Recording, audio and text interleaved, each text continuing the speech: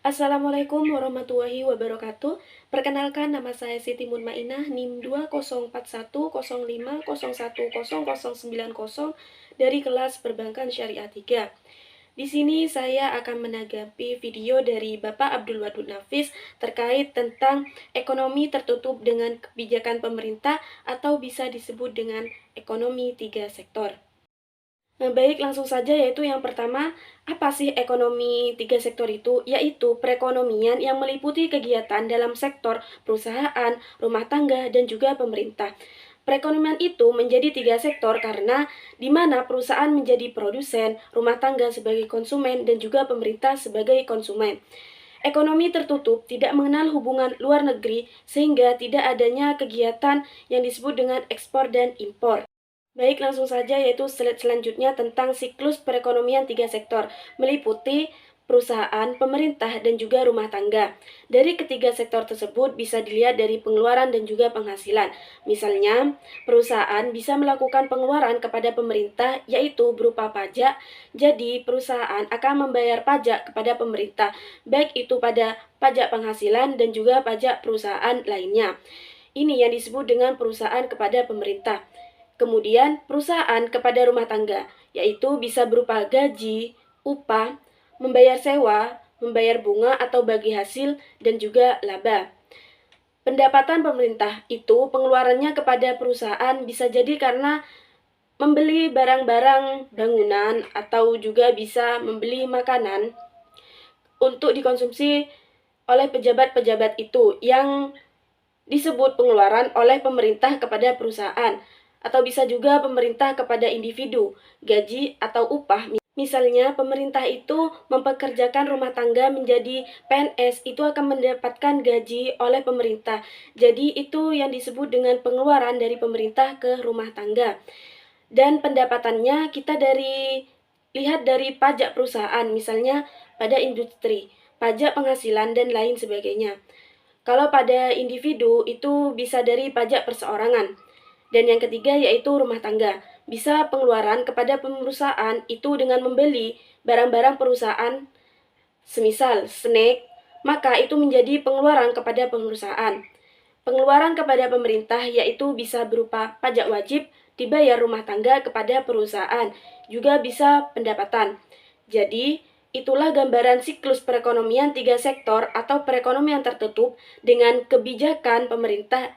Dan di sini tidak ada hubungan dari luar negeri, jadi hanya dari perusahaan, pemerintah, dan rumah tangga.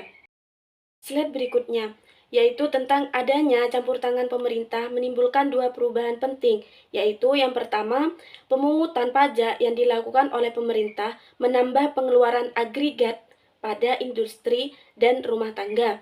Yang kedua yaitu pajak memungkinkan pemerintah melakukan pembelanjaan dan ini akan menaikkan pembelanjaan. Jadi, kedua aliran pengeluaran atau pendapatan ini akan mengubah pola aliran pendapatan dalam perekonomian. Dalam ekonomi tiga sektor, belum terdapat kegiatan mengekspor dan mengimpor. Oleh sebab itu, ekonomi tiga sektor dinamakan juga ekonomi tertutup. Adapun slide berikutnya yaitu tentang pendapatan yang diterima oleh rumah tangga akan digunakan menjadi tiga tujuan, yaitu yang pertama, kita harus nabung. Ketika kita memiliki uang lebih, sebaiknya kita menabung. Yang kedua yaitu membayar pajak, karena itu kewajiban kepada pemerintah. Dan yang ketiga yaitu biaya konsumsi. Adapun syarat-syarat keseimbangan yaitu dalam perekonomian tiga sektor akan mendapatkan keseimbangan pendapatan nasional, yaitu dengan rumus I plus G sama dengan S plus C. Y sama dengan AE atau Y sama dengan C plus I plus G.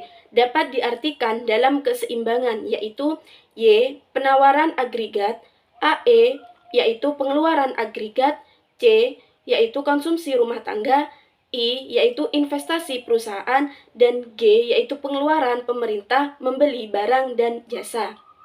Adapun macam-macam pajak terdiri dari 5, yaitu yang pertama pajak langsung, yaitu jenis pungutan pemerintah yang secara langsung dikumpulkan dari pihak yang wajib membayar pajak.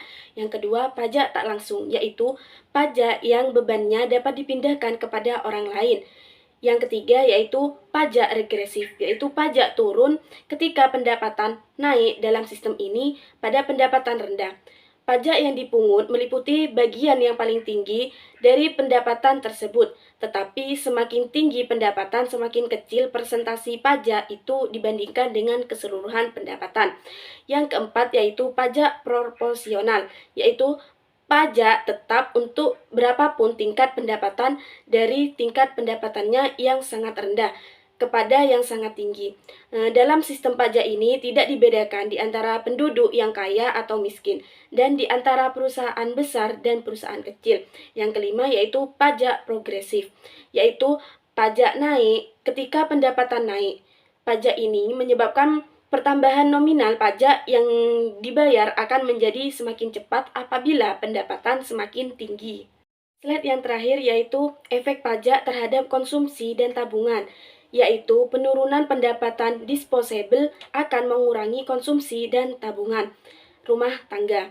Hal ini disebabkan karena pajak yang dibayarkannya mengurangi kemampuannya untuk melakukan pengeluaran konsumsi dan menabung.